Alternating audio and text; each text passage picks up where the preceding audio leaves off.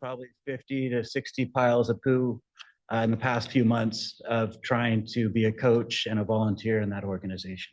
So thank you again for what you do. I'm out of time, and I look forward to working with you guys on trying to find a new home for our majors division for Alameda Little League.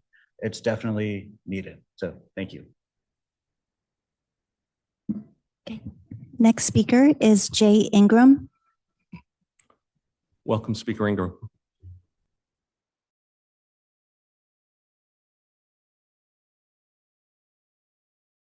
And a former AGSA board member. I want to give some higher level context. I agree with what Adam said about finding another location. I'm here to talk about the MOU that might come before you, or maybe it won't. Maybe Alameda Little League will pull it back. Higher level context, earlier this year, the two half-court basketball courts were combined into one basketball court. There's a lot of history behind why it was two half courts. I talked with the staff and was unsuccessful. And I was told that the Vipers are going to show up and play there. So now this small park has potentially the Vipers, has the 10 to 12-year-old Alameda Little League. And I think you'd have to check with the planning department, Del Monte developer, neighbors across the street. They use that park as their open space, their parkland dedication. So if it's got an exclusive use with Little League, it's not open space. It's not parkland dedicated fees. December, we got a notice about this agreement that staff and Little League was working on for a community meeting. We asked them to come back for another meeting. Sounded like it was a proposed change, but it didn't really sound like it was proposed. Sounded like it was pretty much a done deal that had been moving forward pretty quickly. The changes that have happened in the park in the last 9 months have greatly impacted the use. And I think you may be familiar with some of the feedback that the neighbors have provided. I will say, kind of follows what Adam was saying, Little John hosted the Little Leaguers, the littlest guys, and they've been there for years, and it's been great. So hopefully they'll come back. The 10 to 12s will find another place. Maybe the city can work with Little League. I think Little League put in a bunch of money to the improvements, and I'll share some of the infrastructure improvements. And it's unfortunate that they put them in here and then they might end up walking away, from this field. They could have put improvements like this out on a field at the Naval Air Station and worked with the city to have a more permanent home. I just feel strongly in the negotiations that I've been involved with. I feel strongly that Alameda Little League didn't negotiate in good faith with the city. And it didn't seem like going into it that this was going to be a one-year trial. I think there's been a little change in the sentiment from Little League that the 10 to 12-year-olds, this isn't a site for them. It's too small of a park. Let's see. If the MOU comes before you, that's what I came for tonight. I thought it was going to be on the agenda, but it's not. So I would ask that you would consider it and reach out to some of the neighborhood and the community in regards to some of the details of it, because there's a lot of sentiment from the neighborhoods and how this has impacted the neighbors. I feel that Alameda Little League should go through the field allocation process that has been through ARPD for a long time and not get exclusive use of a particular park, regardless of what the school district did to them and so on and so forth. Let's see.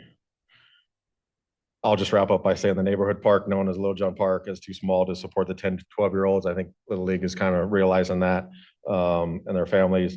I would ask that when and if an MOU comes before the Park and Recreation Commission, or Recreation and Park Commission, that you not approve it and go from there. I'll leave you with some pictures of the infrastructure that they kind of put in. They did. And then I will leave a picture for you, Justin, about the baller, just a reminder as the baller. So, thank you.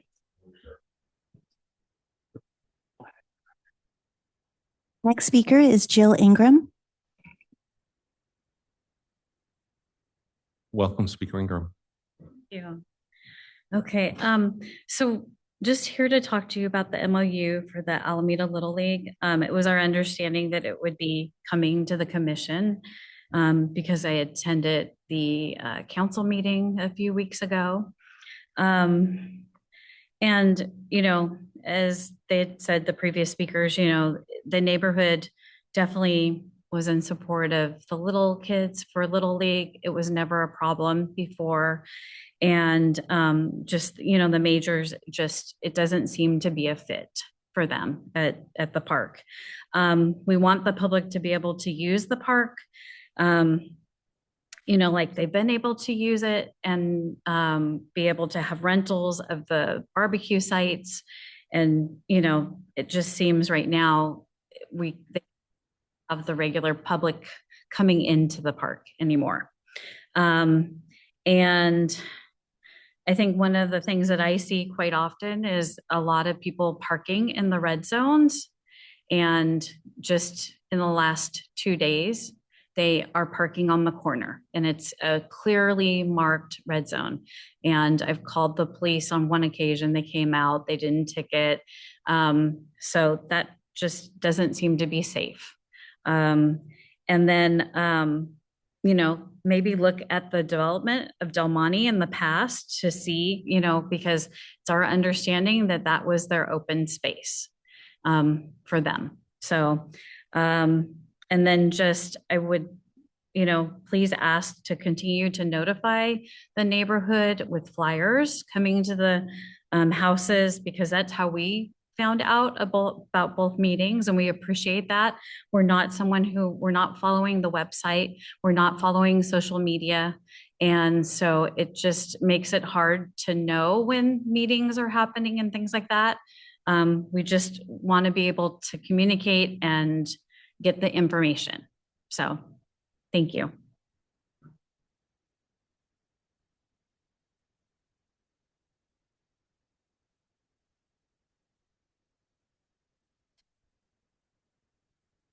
Great. In that case, we'll move forward. The next agenda item, is our staff communication from Recreation and Parks Director Justin Long. Director Long. Good evening, commissioners. We'll have a pretty good list of what's going on with this. We're starting our spring and summer, so our programming is getting quite high. So to go over some of the community events and engagements that are ongoing, or at least coming up, the volunteer coastal cleanup takes place every second Saturday of the month. This is ongoing. It's at 10 a.m. at Seaplane Lagoon Park, and this is supported by the Community Action for a Sustainable Alameda, CASA. Our Alameda Walk series are taking place on Saturdays. The first one is May 16th at Harbor Bay Business Parkway. The next one will take place on May 23rd in the Gold Coast neighborhood. This weekend, this Saturday on May 16th, is the National Kids to Parks Day. This will be taking place at Gene Sweeney Park from 9:30 until 2 p.m. This is a free community event with classes, crafts, and games. The 12th annual Play for the Parks Golf Fun and dinner is taking place on Monday, May 18th at Carica Park. And the dinner will be taking place at the Harrison Center in Lincoln Park. And all proceeds go to the Friends of the Parks, and thank you for supporting us. The Alameda Community Band will perform a free Jitterbug music concert Friday, May 22nd at 7:30 p.m. at the Mastic Social Hall. The Memorial Day holiday is taking place on Monday, May 25th. This is a city holiday and observed, and programs will not take place on that day. The Unity Fest is taking place on Saturday, June 13th from 12 until 5 p.m. at Chochenio Park. This is a free event as part of the Rhythmics in the Parks. It's a celebration of diverse cultures, music, dance, and art. The Sandcastle and Sculpture Contest will be taking place on Saturday, June 20th at the Crown Memorial State Beach. Registration begins at 9 a.m. and please come out and join us for a fabulous event. Bring a hat and some sunscreen. And then the 4th of July events. So it'll start off with a 5K race that starts at 8:30 in the morning, and all benefits will go to the Midway shelter. And then the parade will start at 10 a.m. And it'll start at the Park and Lincoln intersection. And hope everyone's ready to come out and help celebrate America's 250th birthday. For some highlights, the Harrison Center at Lincoln Park project was recently painted. And Lincoln Park had some vegetation, a lot of improvements to some irrigation around the Rose Garden. The Lincoln Park fitness equipment was installed. We had 48 Mastic members. They took a day trip to the Roaring Camp Railroads in Santa Cruz. On May 8th, Mastic held a book signing for The World Comes to Alameda, Volume 2. Authors read excerpts from the book and over 90 people attended. And then our summer hiring is almost complete. So there's still a few slots that are being filled, but most of our programs are already full. So we're really happy with how our staffing went this year. And then there's still a variety of programs that are still available in our summer guide. So, please check it out and pick an activity that you might enjoy. For some programs for our youth, we have after school pickleball for middle schoolers still taking place Tuesdays and Thursdays from 4 until 5:30 at the Alameda Point Gym. We have a homeschool PE for kindergarten through fifth graders taking place Wednesdays and Fridays from 9 until 12, again at the gym. And then we have some special interest classes taking place, currently offering H2O Stream, sorry about that, Dance Fusion, Lego Robotics, Karate, and many more. We also have summer day camps. So registration is open for Hidden Cove and Trails End sessions held at the Memorial Crown Beach. Again, ARPD is still supporting the QTAC or the Queer Teen Alameda Center. This takes place at the underground at the Vets Building, Fridays at 6 p.m. And this is supported by Alameda Pride. And then our summer volunteer programs, Operation Green Sweep, will take place Mondays and Fridays from June 22nd to July 24th. And then our Junior Leader Program is a Monday through Friday, July 6th through the 31st, where youth will gain experience and prepare for future jobs with ARPD. And then this summer, we also have our Tween Teen Adventure Camp. This is a summer field trips that include everything from whitewater rafting, going to the Santa Cruz boardwalk, paintball, laser tag, and many others. And then on Sundays, we're still holding our open gym. That's from 6 until 10 p.m. We have tennis lessons available for both private and group instruction. Then we have indoor pickleball taking place Fridays from 9:30 until 12, and indoor roller skating Wednesdays from 9 p.m. until 10:30. Those last two events take place at the Alameda Point Gym. The new member registration is available at Mastic. Takes place the second Thursday of each month, where you can take a guided tour, find out all the activities that are available. And if you want to call and get some more information, that number is 510-747-7500. And then the Mastic website also has, it's got a new look. We've got a lot of updates on trips and all the monthly activities that take place. So please visit that. We've had creative aquatic camps are now available. You can choose everything from mermaid camp, pirate camp, Star Wars, and many special programs like that. So come on out and sign up for some of our summer programs. We're also offering group and private swim lessons for all ages throughout the summer. Wanted to let folks know that, we're also trying to take care of our staff at the same time. So we had park staff attend a training at the Delta Bluegrass hosted by Sportsfield Maintenance Association. We had management staff attend the CPRS Pro Academy in San Jose. And then our aquatic leadership team attended a mid-year training course by the Association of Aquatic Professionals, as well as the Total Guard training sponsored by Jim Wheeler and the Bay Area Public Pool Operators Association.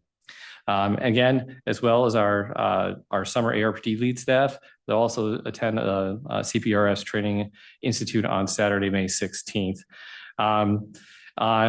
We just held on May 13th our summer kickoff program, where we do an appreciation for our staff, which is just really nice to help us kind of get together, do a little team building before the crazy season gets started. So we took care of that this year. Just some things that are upcoming and as potentials. We're in the process of considering adjusting our public office hours from Monday through Friday to Monday through Thursday to align with other city departments. And then Fridays we're proposing having by appointment only. We're going to be issuing a public survey early next week. And so we can gather feedback on what the community sees, and we'll appreciate around if there's an hour change or not. We want to make sure that we're in alignment with expectations. We've begun discussions with AUSD and regarding our joint use agreement. That was part of the Emma pool funding strategy. And so we're beginning that process with AUSD now, and we'll be bringing those forward as they become more developed with recommendations around access to shared facilities from both parties and what that will look like. AUSD has been our partners for many years. This is just a better way for us to establish what all those parameters are. Just as an FYI for everyone, both of the rock spinners at Gene Sweeney Open Space Park are closed for the indefinite future. Their engineering needs to be double checked by the artist. And so until that can be reevaluated, they will be closed to the public. And then the Godfrey Park pergola behind the rec center was vandalized over the last week. It is half the picnic site is now closed. We have repairs up and coming, but we wanted to make sure the public was fully aware that we're in the process of having that fixed. It's just, it has forced us to close portion of that park or picnic area. And then another upcoming project that we want to make sure the public was well aware of. So starting on Monday, June 8th, we will be doing a safety fencing improvement at the Lincoln Park field. This will require us to close the driveway in the parking lot for approximately 6 weeks to have that netting restored. We will be sending out communications via the city's email distribution. We will also be having it through our email distribution. Not only that, but also on our website, but it'll also be posted at the park so that everyone is aware of what's going on. We've informed all of our renters for the Harrison Center that this is occurring. Again, this is a safety issue. The fencing needs to be replaced there. And so we'll be installing that starting on June 8th. So with that, that's the rest of my report. Thank you. Commissioners, any questions for have Director one. Long? I have one. Please. For the schedule change, how will the survey be disseminated? So we'll be sending it out via it'll be posted on our website. We'll be sending it out to everyone within our email files through anyone who's ever registered with us. We'll also be posting it on the city's main website so that we can get that out. We're announcing it here. We're putting it out to as many people as we can get it out to. Others? No? Director Long, I'd like to ask I think the same question that I asked about this time last year. I'm curious, when you look at summer registrations for your various summer programs, how are registrations looking now compared to the same point last year? You notice any interesting trends to call out? Sure. It started off a little slower this year. It has recently picked up. I think one of the things that we're starting to realize is that the competition is growing even higher and higher now with the programs. And so we're trying to figure out ways to mark them. We're also trying to figure out if we are offering what people are looking for. There seems to be a lot of growth into very specialized types of classes. And so that's what we're really trying to gauge. But right now we're doing pretty well. We still have a few vacancies or not vacancies, but openings in a few of the camps. But like say, we've been seeing those start to tick up as we get closer. People start realizing, oh, school's over, coming up in less than a couple of weeks now. And so, what are we gonna do with the kids? So, but in general, I would say that we're starting to see a lot of competition. One of the projects that Matt and I are working on, as well as with our recreation supervisor, it's called a rec assessment. And we're in the beginning phases of starting to formulate what that'll look like. And that'll really try to give us a 5-year look ahead of what programs are we offering, looking back at what we've done, evaluating, are they currently in alignment with the Alameda community?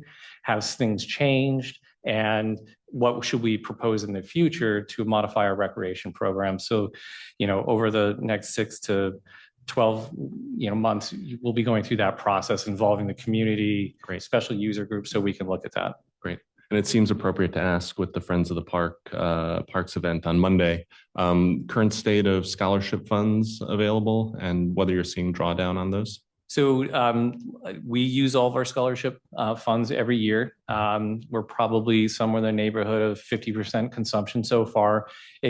Summer is usually a pretty big hit to that. But again, we end up utilizing every bit of the scholarship money we have available. And, we will gladly accept more if folks want to. There is an opportunity where you can reach out to our department and you can sponsor kids. Mm-hmm. So we also take registrations in that method as well. So we have a lot of folks that will actually, I would like to sponsor a camp, or I want to sponsor a swim lesson or a class. So we take those directly at the department as well. Okay, great. Thank you. Okay, in that case, let's move forward. Our next item is Commissioner Communications. Commissioner Alexander, can I invite you to go first? Sure, thank you. First of all, I would like to thank Commissioner Robbins for his nice letter tonight. I'm sorry he's not here with us tonight. I've enjoyed serving with him these last 8 years, and there'll be more on that next month, but I wanted to acknowledge him. I spent a lot of time going to Little League games this last month. I was at Little John Park. I was at Cruzy Park for the girls softball. I went to Rittler. I saw the Bantam game at Franklin. Just wanted to spend some time there just to see and hear what people were saying, some of the issues that were brought up tonight. I had a wonderful experience at Little John. The dugouts look fabulous. The field is in excellent condition. I was able to find a parking space, and the game had already started right on Buena Vista, so I can't complain about the parking.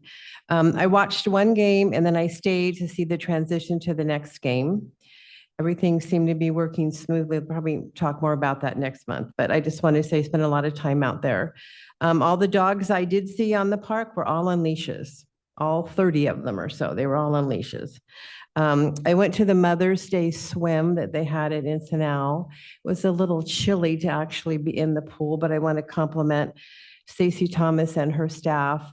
They had beautiful decorations. They had flowers for the moms and little gift bags and hot chocolate and crafts. And it's just wonderful. And I just don't think that our aquatic program gets as much recognition as they should get. They are so creative. It is unbelievable. I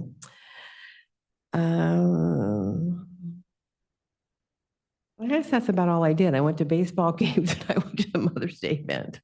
I am working on the Friends of the Park golf tournament. The good news is we're sold out, but you can always go to our Friends of the Park website and make a donation. And we do have a raffle that's going on that night that you could participate in. So if you would just like to donate because you can't come or didn't get in, you feel free to do that. Thank you. Thank you. Commissioner Burney.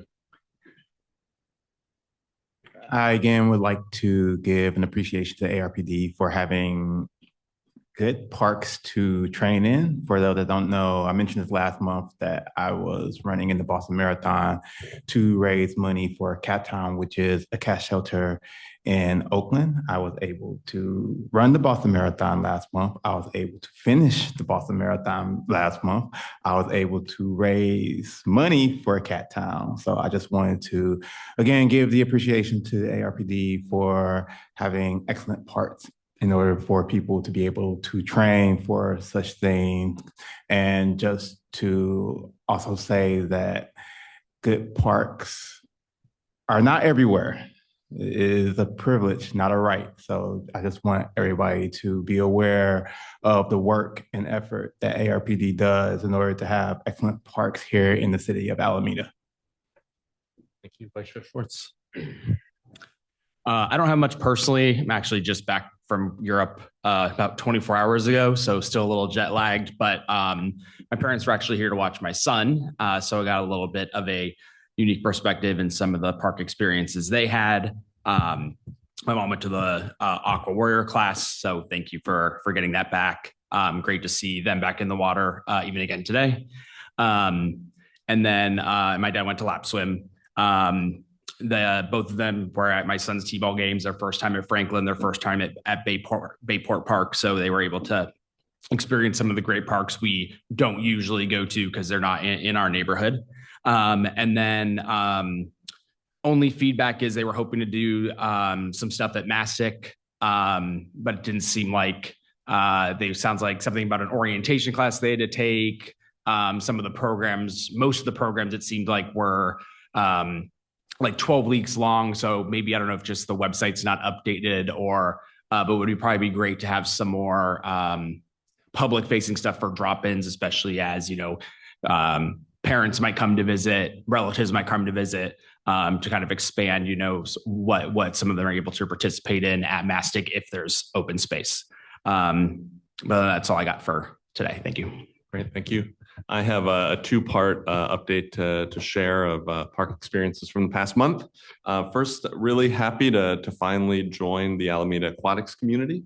As my son was training for a swim test over the last month, we were out at Encinal for 3 consecutive weeks, working out there and helping him build his strength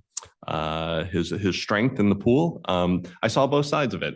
We were out on weekends and weekdays, including, and I encourage you to get your 12-year-old out to swim at 7 o'clock in the morning on a Friday. It's a real experience. And I just couldn't speak more highly as new swimmers in the pool of how welcoming the staff was at the pool. We discovered, we didn't know that the pool was free on the first Friday of the month. Perhaps you didn't know either. So that was a delight as well. But everyone at the front desk to the lifeguards to the other swimmers were wonderful to meet. On the flip side, when the pool was closed, the lap swim was closed this past Sunday afternoon, I guess for the Mother's Day swim. We had trouble learning about that it was closed. We saw it posted on the website, but not the reason why. And in that moment, when I needed to get him in the pool for a swim, we ended up at the pool in El Cerrito as a result. So we felt both sides of it, the great welcome and also the need for more pool space. While we were up in El Cerrito, for what it's worth, the layout up there is very similar to the layout that's being contemplated for our own aquatic center. So it was really neat to see that and dream a little bit and look forward to that day. The only feedback that I have to offer from this past experience is that this past Sunday, when we were looking for a new pool space to go to, one thing I ended up calling around to a number of different cities in the area. And it was really easy for those other cities to reach the front desk of the pool with a single phone call and just from a distance confirm the availability of what I was finding on the website. And I couldn't find a similar number here in town. So that would certainly have helped us out in that moment. But overall, very positive experience. And I think the best part is my son continues to look forward to getting in the pool, even at 7 a.m., which is great. Can I just piggyback off that? Don't we have a number that somebody has that phone on the weekend? There's somebody always on call. Don't we have that number that you could call and maybe find that information out? Yes, we have a standby number. I'll let Matt, he's got it memorized. I think I do, but I want to confirm before I say the wrong number. But generally, we have a standby number that after hours and on weekends that you can call and someone can get you that information should you need it. I will say that at the Encinal Swim Center, we are challenged as the school district does not have a phone line to the actual front desk area or even into the building area. So it's a challenge for us to get phone calls in and out there. But I do appreciate that. And we will work on figuring out a way to get more information out to the public. In one user's experience. But, yeah. Our off hours standby phone number is 510-775-5459. And staff are expected to answer that within a reasonable amount of time and help answer any questions. And if you need me to chip in a couple of bucks for that Friday, just let me know. Yeah, no worries.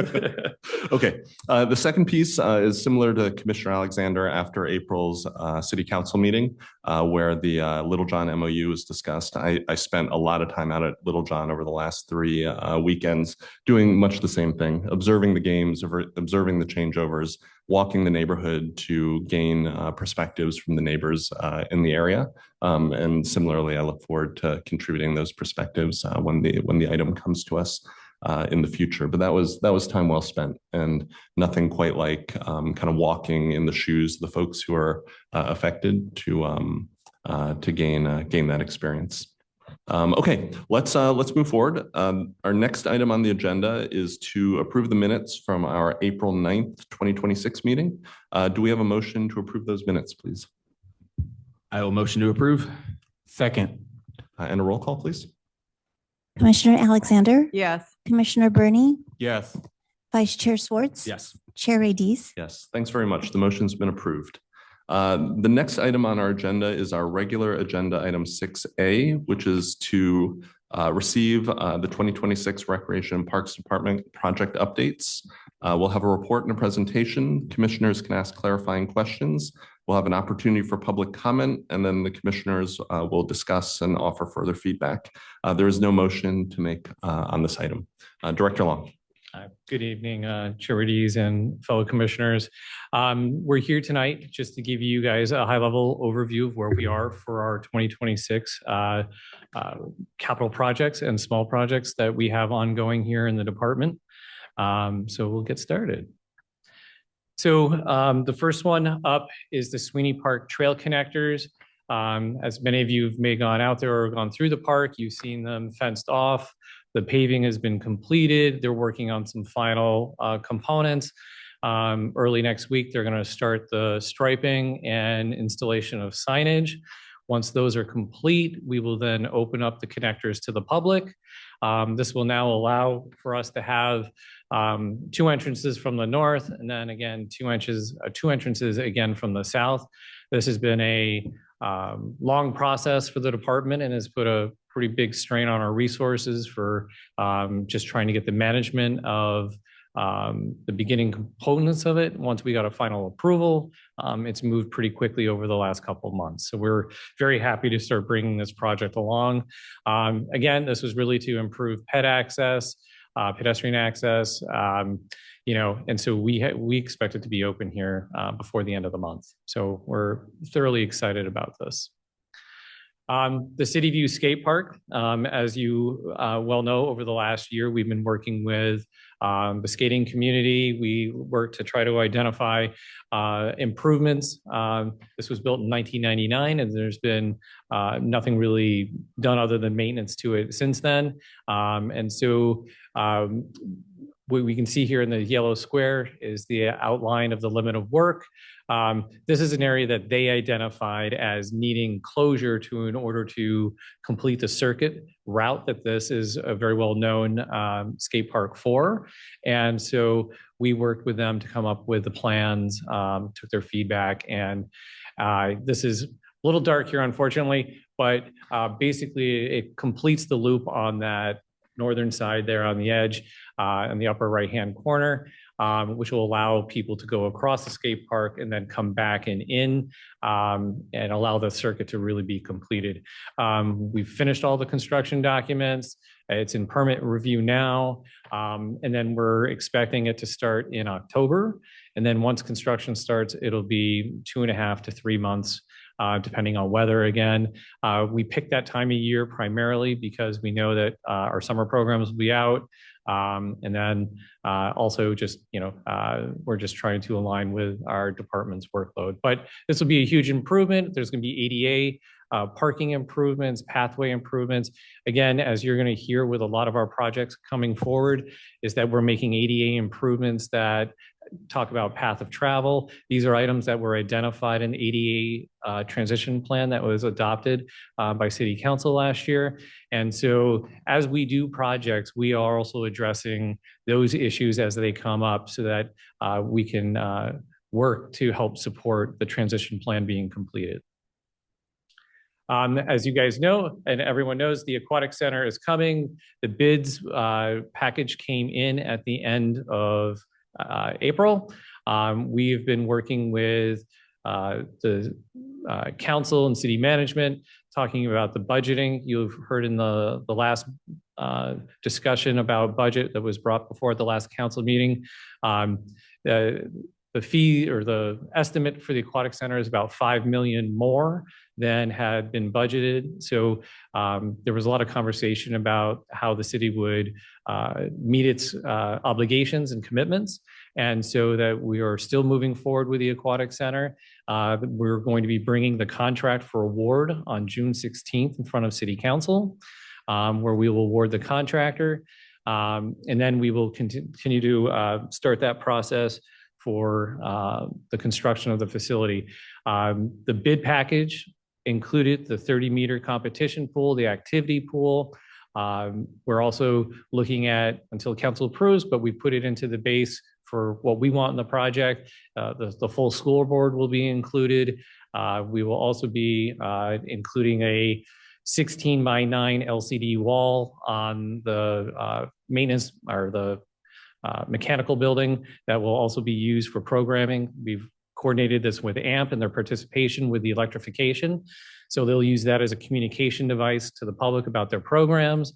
And then in other times, we will be using it for our programming.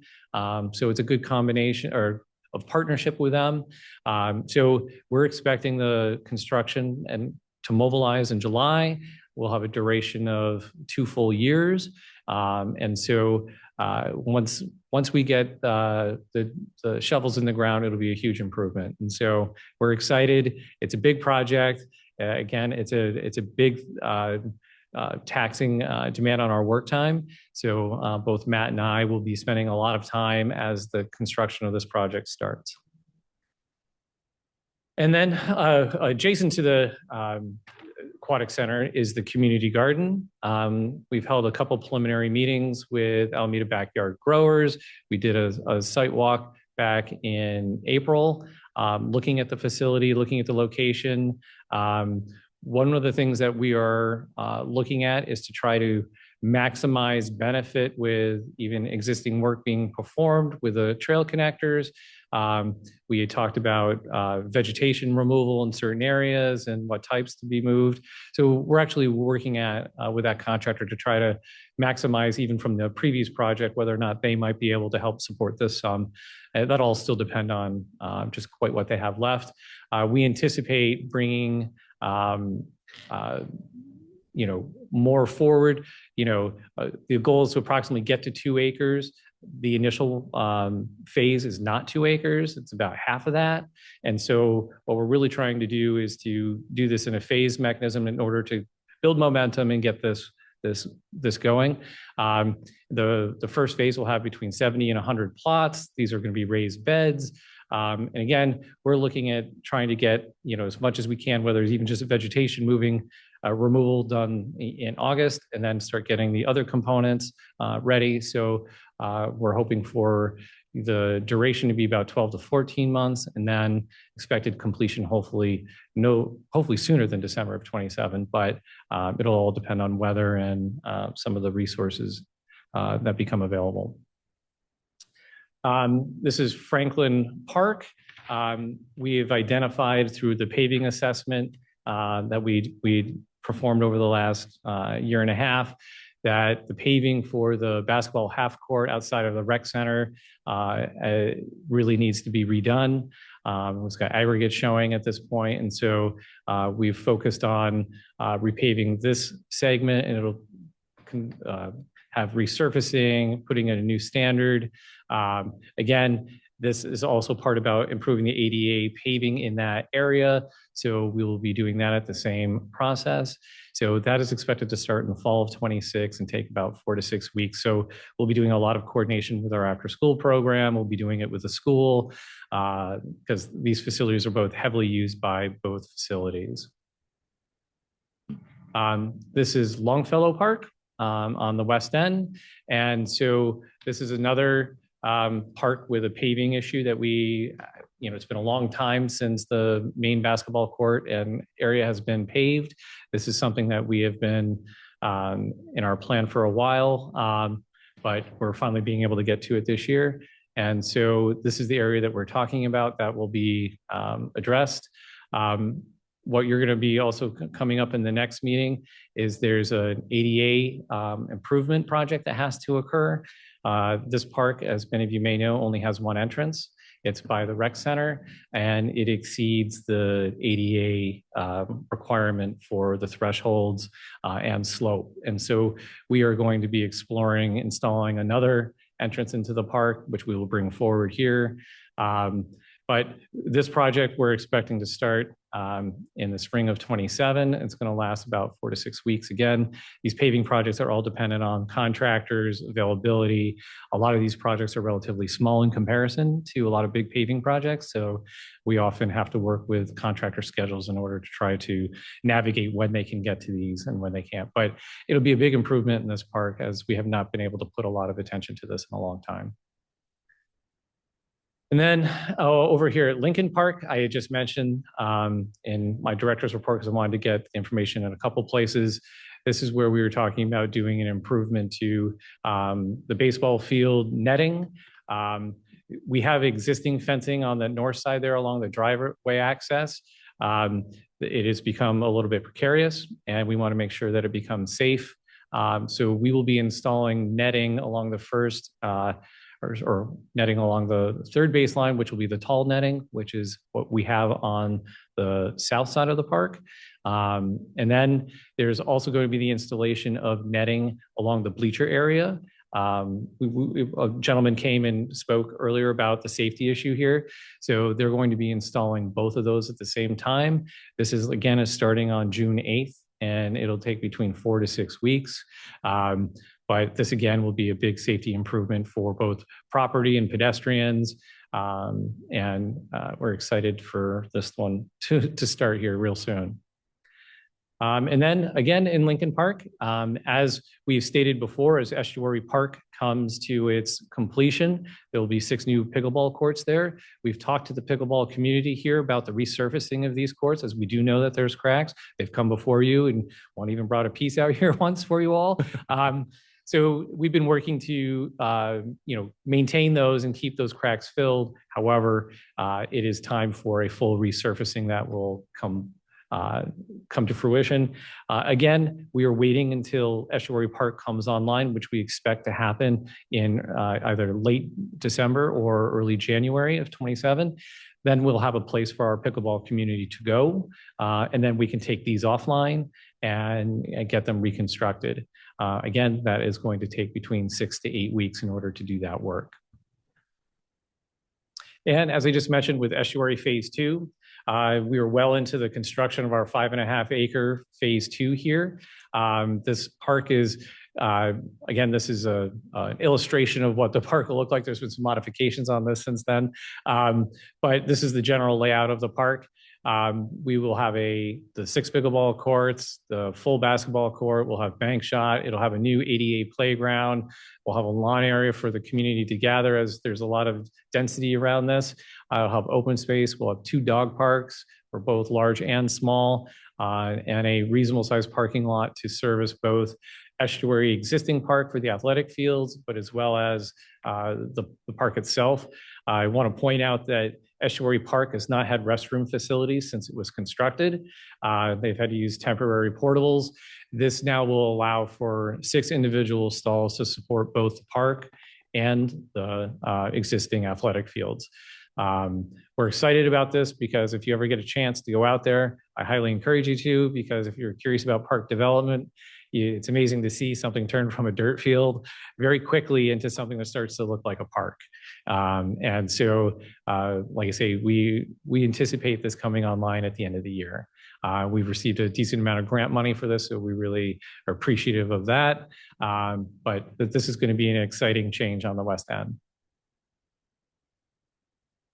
And then, not to ignore the East End at all, especially around dog parks.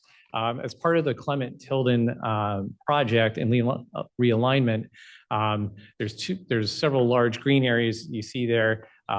They're dedicated to be a dog park. We'll have two there, one again for a large and small. These will be installed at the completion of the project. As you can see along Broadway, that little parklet area where there used to be the old platform has been transformed pretty quickly. So, as this project comes to a closure, we'll be opening those two dog parks. So we'll actually have the ability to have grown our dog parks across Alameda. As you will find out through many of the folks that come here about whether it's off-leash dogs at Little John or at Cruzy or at Lincoln. We do our best to work with our animal control folks to do education. I think if you look at our guidebook, I try to mention it every time to keep your dog on a leash. We invite everyone to visit our dog parks for that experience. And so we're excited to be bringing this forward. Again, we're expected that the completion will happen in the spring of 27. So things are starting to turn out sooner than you think. So this summer is going to be a pretty busy summer with projects going on and then into the fall. So we're excited to be able to make these improvements. I encourage everyone to watch the budget process. The city is in healthy shape, but again, as part of that process, there are needs that will have to happen.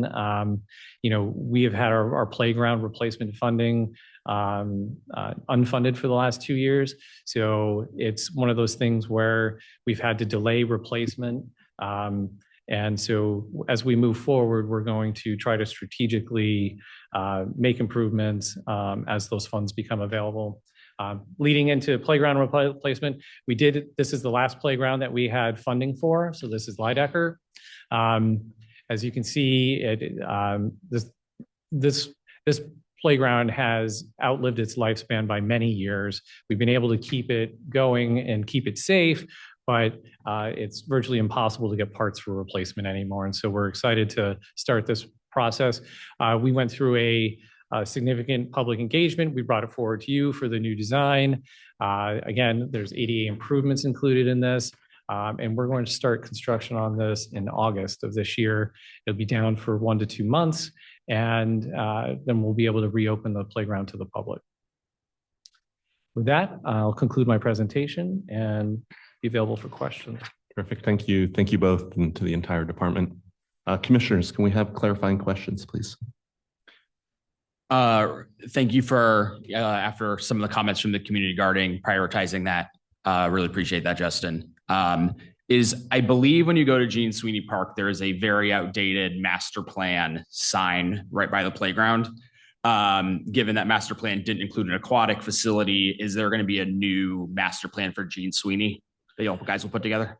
At this time, we haven't put together a redraw of the master plan that includes the aquatic center. I think that's something that as we get further down the road that we can address. I think it's also just trying to take into account, the older master plan. And I think we can update that as soon as we, start to lay ground. Yeah. I don't want to see it come to fruition before I start making a new sign. No, totally agree. I was just curious on that one since, I always see that big sign when I walk in. I know there's been some significant changes, but yes, I agree. I think that would make sense to see at least when ground's broken, if not when it's done. So that was all I had. I just have two. For Sweeney Park, it's because it's a lot of things going on there. Will there be any disruptions for people who still want to use the park during that time? So we will have to put up construction fencing and the contractor will have a plan, but the goal is to keep the Cross Alameda Trail open. Okay.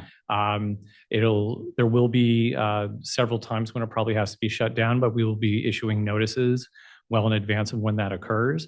And again, we'll know more of what that plan is when we get the contractor on board and start getting a construction schedule and plan from them. So we'll try to do is to minimize that as much as possible. And for the playground update, I suppose, is there any concern from the community because this is a total rebuild? So the old playground is being removed and a new playground is being built, but then there'll be a transition period in which there won't be a playground. So is there any concerns during that transition period about people not having a playground? So one of the unique things about Lydecker Park is it is in the Harbor Bay community. And that condo association also has other private playgrounds within that community. But also there's another playground that's available for folks at Tillman Park, which is not terribly far away. And we will be putting up signage and on our website as well as to where people can find the nearest playground to Lydecker. Okay. Okay, I have a couple.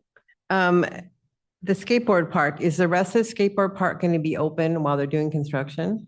It will not, It will not, so it'll be closed. correct. Okay, the skateboarders know that as part of the, Our focus group is aware of it. They're aware, And that's okay. part of the reason why we are in October at that point, unfortunately, because they have a Okay. few events. thank you. The community garden, I just want to say that I tried to attend the meeting down there. I left my house and it was drizzling. I thought, oh, this will be good. I got to the fire station on Park Street and it downpoured. I thought, oh, I'll just keep going. It's probably coming this way. Well, when I pulled into Gene Sweeney Park, there was flooding everywhere. There was rain. I'm sorry, I didn't stay. I turned around and went home, but I did try.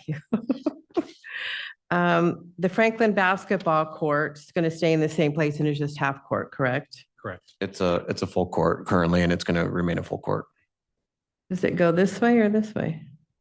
Which way is this? way? Well, there's only one hoop there, isn't there? There's one that's at 10 feet and one that's at 8 feet currently. It's parallel to the tennis courts.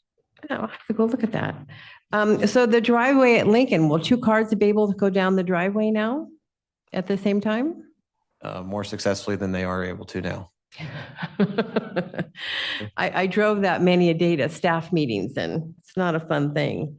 And at Estuary Park, I know that the design picture only has a half court. Is the full court going to be in that same place? So the full court will be in the same place. We moved the bank shot closer to the playground. Okay, And so it's in a combination space over by the playground now. So okay. I think that's all. Thank you. Thank you again for the comprehensive update. And I believe as well to the two of you as the principal project managers also, not to let that go unmentioned. So a few questions. I want to start with the Aquatic Center. So construction time is money. I'm curious, is there any contingency plan if construction extends beyond the projected 2-year duration? Is there any risk there? I don't believe there's risk, but in all of our contracts, we have it written into the number of constructible days. Okay. You know, potentially it goes into penalties, Mhm. you know, so what we've done is we've looked at with our design team to build out what we think is probably the longest period that's going to be needed. So we're anticipating hopefully that it'll be shorter than that. Mhm. But again, you know, we all know with construction and weather Yeah. and but I think 2 years is a pretty confident timeframe. Okay, great. And I recall that during the council discussion, there was a lot of conversation about parking, specifically in the configuration of the parking lot. And I'm just wondering whether there's been any evolution in that thinking or any further design. So we received direction to go back and explore parking options and capacity issues around programming. We did that. We contracted with a company that's been doing our ferry terminal lots and parking plans. We'll be bringing that actually on the 2nd of June in front of council to have that conversation. And then we will be bringing both options, both a 50 space layout and a 67 space layout. There's been a lot of work with surrounding property owners. I don't want to get ahead of council on this, but there's just been a lot of work. And so we'll be making a recommendation of from that parking study about a variety of things that we're going to propose. And then we'll see what council thinks of those. Okay, great. Moving over to the community garden, I'm curious from those discussions, what type of governance model is envisioned for the community garden? City operated, community operated? What's the idea? So there's been a lot of work over the years, and I think some of our friends here in the audience can better warrant like the amount of effort that was done on operating models. I believe we will still have, in my best recommendation would still to have a part-time city staff be as the coordinator, and then work with a appointed or a volunteer board of how to operate the facility Okay. and to work with the different individuals that have plots. Just it's a little bit better cohesion sometimes when you have someone that this is their job to focus on. It helps alleviate any types of issues that may arise, and it really just helps to keep it in an orderly fashion and make sure bylaws are being followed and whatnot. Okay, great. I'm glad to hear that there's going to be staff support. Yeah. Okay, just two more questions. The first is on the subject of accessibility. So big fan of accessibility improvements. They end up benefiting everybody. I'm curious, as you move beyond kind of the bare minimum ADA compliance, what are the priority accessibility accessibility improvements that you like to make in situations like these? Yeah, so it's a variety of things that we've been looking at. There's the physical environment. You'll see that we've been working with our program flyers, our communications, and just different. One of the biggest things is trying to eliminate any type of barrier for someone even finding out about information for us. The city's ADA coordinator has been working with our staff, coming up with graphic standards, information standards for how we share information, what's an image versus what's what should be in text, and how it would appear to someone with some type of impairment, and how to get that information out there. There's been a lot of experiments through other different park systems where they've actually put whether it's QR codes or things that actually end up becoming like audio components describing the park and how to navigate the park. I think we'll get there eventually, but I think at the beginning, we need to get rid of the initial barriers, whether they be physical or even just how do you even find us? Terrific. So I think that's what we're going to focus on first. I think from a programming perspective, this is something that I know Morris at Mastic is exceptionally passionate about. It's Pat Russey is incredibly passionate about this. It's trying to figure out how can we make all of our programs accessible to everybody. We've been working really hard to try to do that. We have different tools in our toolkit where parents can reach out to us, and how do we make them more adaptive. We run adaptive swim lessons right now. And so it's really about trying to figure out how do we get our programs, accessible, as well as our physical environment first, and then trying to add on the bells and whistles of how do we help people navigate, how do we help them exist in our park system, even if they do have some type of impairment or disability. That's great. Thank you. It's great to hear your thinking on that. And then last, obviously this is a lot of construction, a lot of investment. I'm curious, do you have any concerns about the level of capital investment with budget season coming relative to, or rather the level of investment outpacing the sustainability of funding, maintenance, and operations? So I think, our challenge is really, we have a pretty old park system. We've got a lot of older assets in it. I think from a funding perspective, if for the next biennial budget, it's really trying to reestablish, we are a general fund department. So, we draw on the general funds that come through our taxes. But it's really one of those things where if we don't keep building, it will continue to overtax the operations and maintenance staff to the ability where they won't be able to keep up and things will start to slide. And so one of the ways you do that is by, again, getting those capital dollars on a regular basis. So you're not asking for them all at once, and then you're able to keep up with some of that systematic replacement along the way. From an O&M perspective, right now the department is in a pretty decent spot. But again, as you'll hear in the next budget cycle or this next meeting, they've asked all the full-time requests from our departments to be made part-time. Okay. So we're going to be bringing 5.5 acres of estuary park online, but it's not going to come with any full-time staff. That is something that it should come with, but it's going to come with some part-time dollars in order to get us through this next cycle. Mm-hmm. Hopefully in the next biennial, we'll be able to make them full-time position. So it's incremental, but what ends up doing is now we're going to be dividing, even more acreage Mhm. over a smaller group of people. So it's more to take care of with less. And so overall, it will impact, but we're going to do the best we can. Okay, thank you. That's really helpful context. Okay, let's one more question. Please, Commissioner Alexander. Is at Lydecker, the playground, is it going to have that poured surface or? So there is going to be a combination of poured surface and wood fiber. Both of them are technically ADA accessible, but the routes going to very specific pieces of equipment and exit pieces out of the playground will be in the rubberized surfacing, and then other areas will be in the And I'm wood sure fiber. the same thing at Estuary, correct? So estuary is actually going to be all All? in the pour in place because it's specifically made extra efforts to make every element in that playground fully accessible. Thank you. Great, thank you all. Do we have public comment? Yes, we have two speakers. The first speaker is Liz W. Welcome. Thank you, Liz Warmerdam. I am the president of Alameda Backyard Growers. And Commissioner Alexander, I'm sorry you didn't make the, yeah, it was raining pretty hard. I just wanted to say, first of all, I've lived in Alameda for 30 years, raised my kids here. I think I have experienced every single one of those parks that you are either updating or remodeling.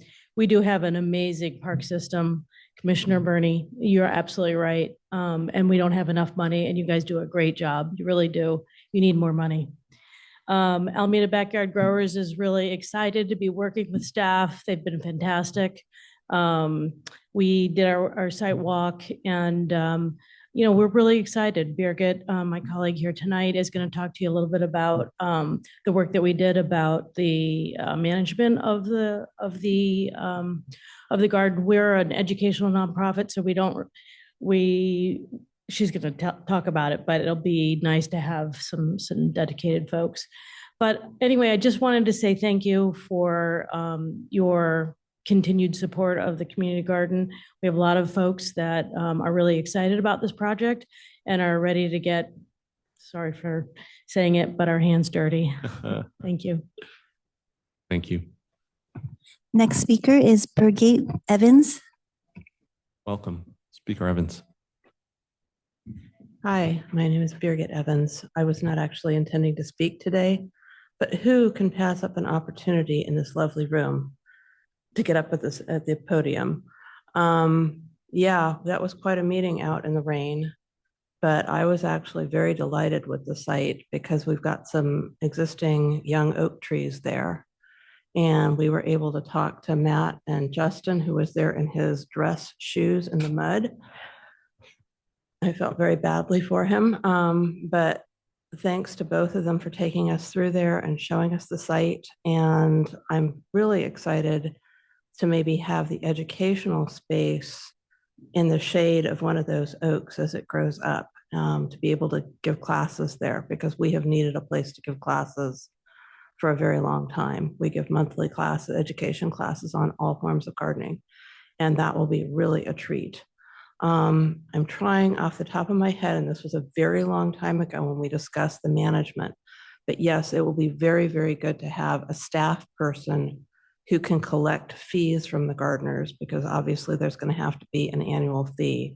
And that is not a volunteer job to collect money from people and to say, hey, you haven't, we don't really have that authority. But otherwise, my friend Sam ran the Emeryville Community Organic Garden for 15, 20 years or so. They had a board and they made decisions. They met and they made decisions about what they were going to do. And they also had bylaws and rules which said, if you haven't maintained your plot for the past 2 seasons or 3 seasons or however long you want to go, then, we're going to take the plot and bring somebody else in. So there are different rules, obviously, about how, behavior and just basic respect for other gardeners and who can use what and how to access what and tools, et cetera. So there'll be a set of bylaws that we will presumably write up with the assistance of the staff person. And then we will come up with how much we need we need for a fee every year. And I believe we're paying for the water. Yeah, what the proposal will be is that the water is divided amongst all users. Right. So part of that fee will be for the water and then for other things that we agree upon that we need. And then we will come up with some bylaws around that and working with the staff person. So very happy to have a staff person who can do the collecting the money and the being the bad cop. And then the rest of us can hopefully work together and come up with a really great plan. Thank you so much. Thank you. Commissioners, discussion and feedback. Well, I just want to say that's a lot of work for 14 full-time people down there, the recreation department. I think we say that every month, don't we? It's amazing what they get done. It's nice to, from this perspective, to see some things coming to fruition. We vote on a lot of things that we say, oh yeah, that's great. That's a good idea. It's nice to be seen in the next year. A lot of these projects will be finished.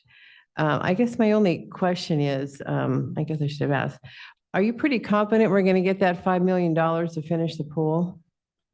I don't want to put you on the spot, but The mayor at the last meeting said that we have to honor our commitments, and I think there's full support for it. okay, thank you. Others. Well, I'll just say this is a lot of work. I'm actually glad that you have start dates, but also finish dates. I think that's good for the community to let people know that some of these projects won't be in continued purgatory. So I think that's great. I think the only concern I have, and there's nothing you can really control, is just, I think the underlying theme is construction costs, because obviously things happen. There's an election coming up, there could be delays, there could be weather, and how does that all impact the funding of these projects? But we pretty much can't control that, but it's just something we'll just have to monitor as these projects are coming to fruition. Because I know there's a lot of independent groups that are looking forward to a particular project they may have coming to fruition, and that would be delayed. So that could potentially be delayed. So we just have to keep people updated on that front. I'll just echo Commissioner Alexander. It's really great to see progress on some things, we've discussed or voted on and discussed it again. So thank you for this great update. I echo my colleagues' comments. My general reflection, two reflections, and then just one final question. It dawns on me in looking at this full stack of great projects coming to fruition that each one of them, in some manner, small or large, represents some element of change for each of these surrounding communities, in addition to the actual site location itself. And I would just continue to encourage active community outreach to the immediate neighbors and to the surrounding neighborhood to help manage even changes that seem like solely a benefit to the neighborhood. That really that communication can only be a positive.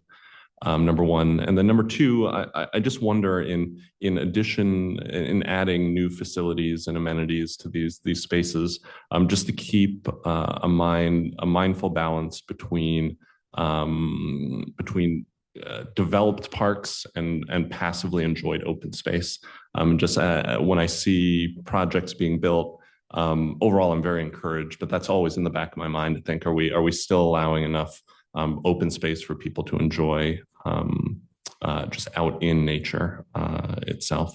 So those are two just general reflections. The question I had is just for the budgeting cycle, are there any public dates, key public dates that you would have either us or the general public aware of as you're going through the process?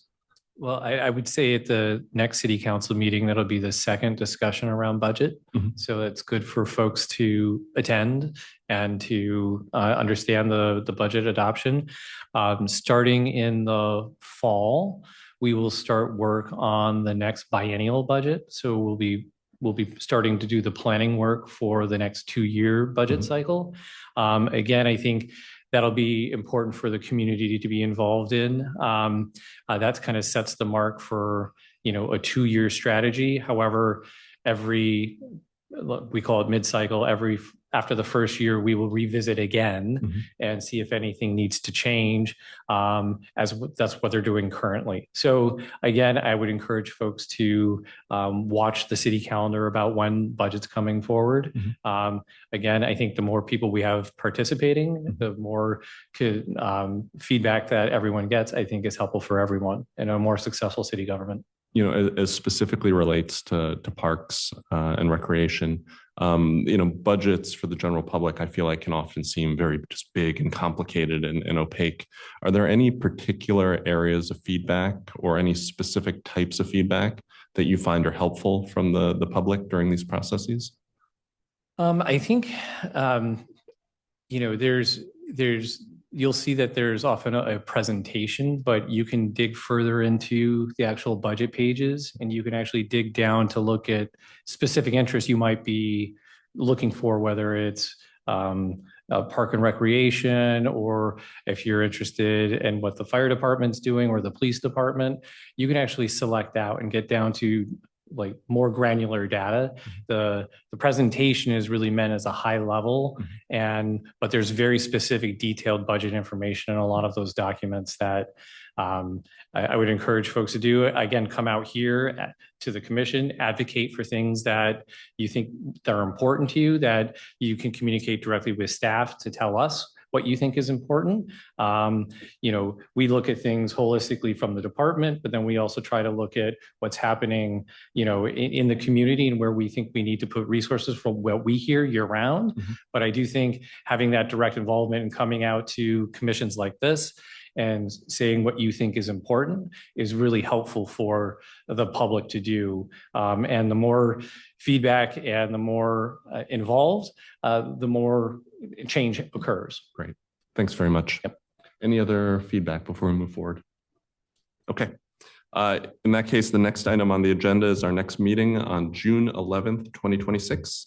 Do we have any agenda items that commissioners would like to suggest for that meeting? I have something, but I don't think it needs to be on the next meeting. Might be busy. I'd like at the end of the summer, like say September, to have an update on all the programs and how successful they all were. You know, do we have 100% of day camp? Do we have 50% of this? I think that would be an interesting stat at the end of the summer to know. And I'm sorry, staff, I know I'm giving you more work, but I think it's probably all on the computer now. You got to print it out, but I think that would be interesting information for the commission to have. Thank you. Others? In that case, Director Long, do you have anything to add to that agenda? Yes. So at the next meeting, we will be bringing information about the Little League MOU, the conversation that several of the public spoke to tonight.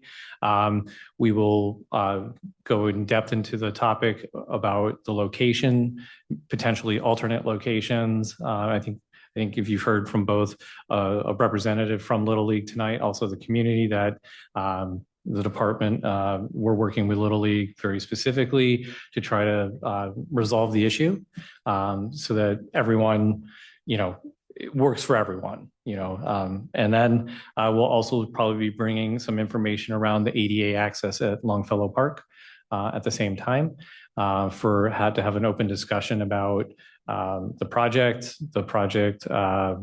the importance of it, and hopefully to provide another opportunity for members of the public to speak to about because it would be the potential of adding an additional entrance to the park.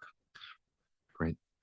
Do you anticipate perhaps in the fall or just subsequent to June that the joint use agreement with the school district will come here in some form? The school district agreement will come here, especially as we get closer to having a sort of not really a punch list, but sort of having a short list of items that we want to talk about to get your feedback on.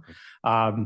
We would hopefully anticipate bringing it to council or to the commission after that fact, once it's finalized, back sometime in October, November. The goal is to have it completed by both boards by the end of the year. That's when we anticipate Emma Hood coming online. The school district, I think, has a different opinion. Okay. Great. Thanks very much.